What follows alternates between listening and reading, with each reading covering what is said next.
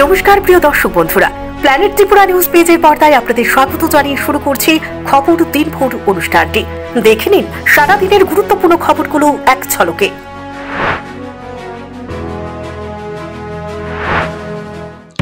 আগরতলায় north eastern কাউন্সিলের অর্থাৎ NEC এর ৭২তম পূর্ণাঙ্গ অধিবেশনের বৈঠকে যোগ দিতে আগরতলা আন্তর্জাতিক বিমানবন্দরে অবতরণ করেন কেন্দ্রীয় স্বরাষ্ট্রমন্ত্রী অমিত শাহজি। পাশাপাশি এই অধিবেশনে যোগদান করতে রাজ্যে আসেন উত্তর পূর্ব অঞ্চলের উন্নয়নের কেন্দ্রীয় যোগাযোগ মন্ত্রী জ্যোতিরাদিত্য মাধবা রাও সিন্ধিয়া।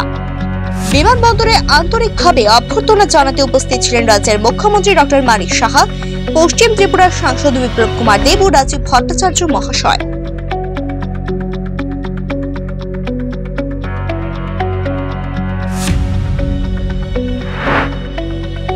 উদয়পুর রাধাকিশোরপুর থানার পুলিশ মাতাবাড়ি মন্দির সংলগ্ন এলাকা থেকে এক প্রতারক চক্রের ৩ সদস্যকে আটক করেছে।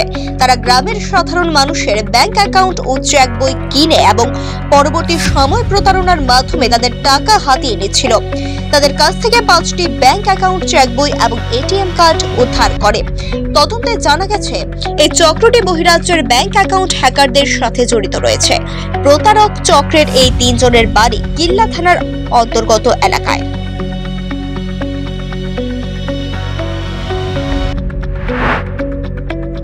গোটা দেশ জুড়ে এই মুহূর্তে সংসদ ইস্যু নিয়ে রীতিমতো রাজনৈতিক উত্তাপ বেড়েছে।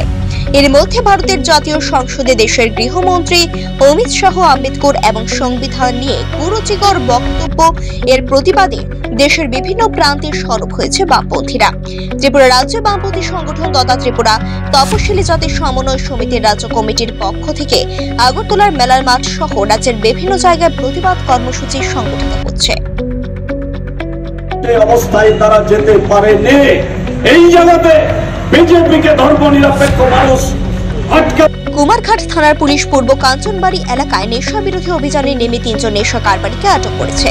নাকা চেকিং এর সময় একটি নম্বরবিহীন মোটর বাইক এবং একটি স্কুটি নম্বর TR02Z 9653 আটক করা হয় এবং তাদের কাছ থেকে 113টি ব্রাউন সুগার ভরা কৌটা উদ্ধার করা হয়, যার ওজন 2.29 গ্রাম এবং বাজার মূল্য 50,000 টাকার বেশি। এছাড়া 3টি মোবাইল ফোনও জব্দ করেছে কুমারঘাট থানার পুলিশ।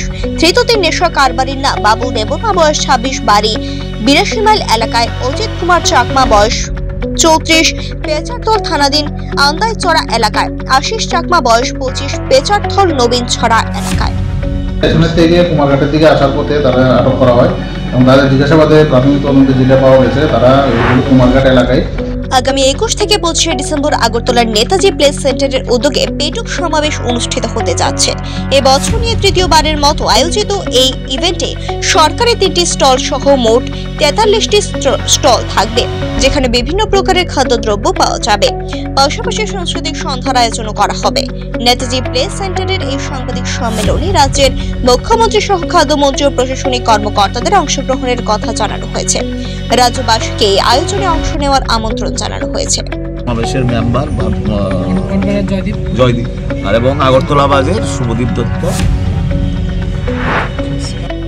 বাড়িতে পাহারাদার রেখেও চুরি আটকানো গেল না। ফটিকরায় থানার শান্তির পাড়া এলাকায় অবসরপ্রাপ্ত ব্যাংক ম্যানেজার সুজিত সোমের বাড়িতে এই ঘটনা। ঘরের জানলার লক ভেঙে ঘরের আলমারির তালা ভেঙে প্রায় 7 থেকে 8 লক্ষ টাকার স্বর্ণ ও নগদ অর্থ নিয়ে যায় নিশি কুটুম্বের দল। এদিকে ঢুকছে না সবাই না? আচ্ছা, দরজাটা ভেঙে গেছে না?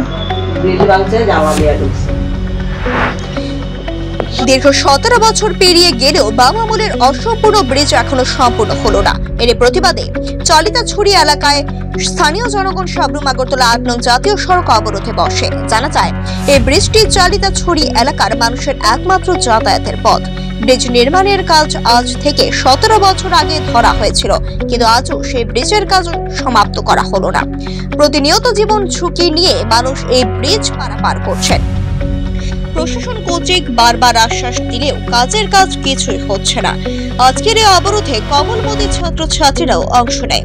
অবশেষে NBCC এর ডেপুটি জেনারেল ম্যানেজার আগামী ফেব্রুয়ারি মাসে মধ্যে কাজ শেষ করার প্রতিশ্রুতি দিলে অবরোধ প্রত্যাহার করেন স্থানীয় জনগণ। করেছেন বিরোধী দলের নেতাও উনি সর্দার জিতেন চৌধুরী উনিও কয়েকবার ভিজিট করেছেন, কিন্তু করার পরে আমরা লক্ষ্য করেছি শুধু ভিজিটগুলি হয়, কিন্তু বিভিন্ন নিউজ বিভিন্ন চ্যানেলে এতবার করে বলার পরও পাবলিশ হওয়ার পরও সরকার কর্তৃপক্ষ বা ডিপার্টমেন্টের কর্তৃপক্ষ তারা কোনোভাবে এই কন্ট্রাক্টরকে দিয়ে বা এই ব্রিজটা সম্পন্ন করার জন্য কোনো উদ্যোগ নেয়নি। স্বাভাবিকভাবে এত বছর মানুষের তার যে কষ্ট, তার যে শুক্রবার সন্ধ্যায় বিশ্রামগঞ্জ থানার অন্তর্গত ইটভাটা এলাকায় জাতীয় সড়কে দুই বাইকের সংঘর্ষে গুরুতর আহত হন শিক্ষক কাজল দেববর্মা, বয়স 56। নেশাগ্রস্ত অবস্থায় দ্রুত গতিতে রয়্যাল এনফিল্ড বাইক নম্বর TR03H9232 চালিয়ে ছুটন মজুমদার, বয়স 35 নামের এক যুবক শিক্ষক কাজল দেববর্মার বাইকে ধাক্কা দিলে তিনি মাথা এবং কোমরে গুরুতর আঘাত পান। তাকে প্রথমে বিশ্রামগঞ্জ প্রাথমিক স্বাস্থ্য কেন্দ্র এবং পরে আগরতলা জিবিপি হাসপাতালে রেফার করা হয়। বিশ্রামগঞ্জ থানার পুলিশ নেশাখোর বাইক চালক ঝুটন মজুমদারকে গ্রেপ্তার করেছে।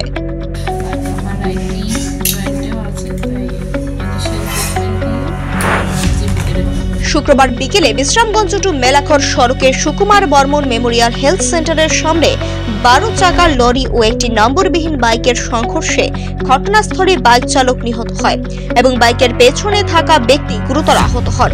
স্থানীয় লোকজন ও মেলাখর অগ্নি নির্বাপক কর্মীরা আহতদের উদ্ধার করে সুকুমার বর্মন মেমোরিয়াল হেলথ সেন্টারে নিয়ে গেলে একজনকে মৃত বলে ঘোষণা করা হয় এবং আহত ব্যক্তিকে আশঙ্কাজনক অবস্থায় আগরতলা জিবিপি হাসপাতালে রেফার করা হয়। ঘাতক লরিকে মেলাখর পেট্রোল পাম্প এলাকায় আটক করা হয়। প্রাথমিক তদন্তে জানা গেছে নিহত ও আহত ব্যক্তিরা বিশ্রামগঞ্জ থানার পাথালিয়া ঘাট এলাকার বাসিন্দা।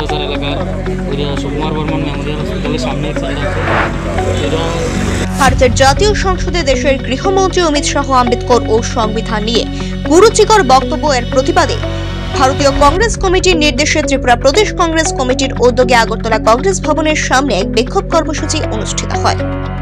যিনি বিরোধী দলনেতা এবং জাতীয় কংগ্রেস দলের যিনি আমাদের সভাপতি মল্লিকার্জুন খাড়গে, যিনি একজন বয়স্ক সাংসদ, উনার উপর পর্যন্ত আক্রমণ করা হয়, এর তীব্র প্রতিবাদ এবং নিন্দা আমরা জানাই। আমরা এই বিজেপির যারা সাংসদ এই মল্লিকার্জুন খাড়গে এবং রাহুল গান্ধীজির উপর যারা আক্রমণ করেছে এদের বিরুদ্ধে আইনগত ব্যবস্থা নিতে হবে আমরা দাবি জানাচ্ছি। এবং এই যে দেশের সংবিধানের যিনি প্রণেতা বাবা সাহেব আম্বেদকরকে নিয়ে যে অমিত শাহর কুরুচিকর মন্তব্য করেছেন তার তীব্র নিন্দা প্রতিবাদ আমরা জানাই। আমরা এটাও দাবি রাখি অমিত শাহ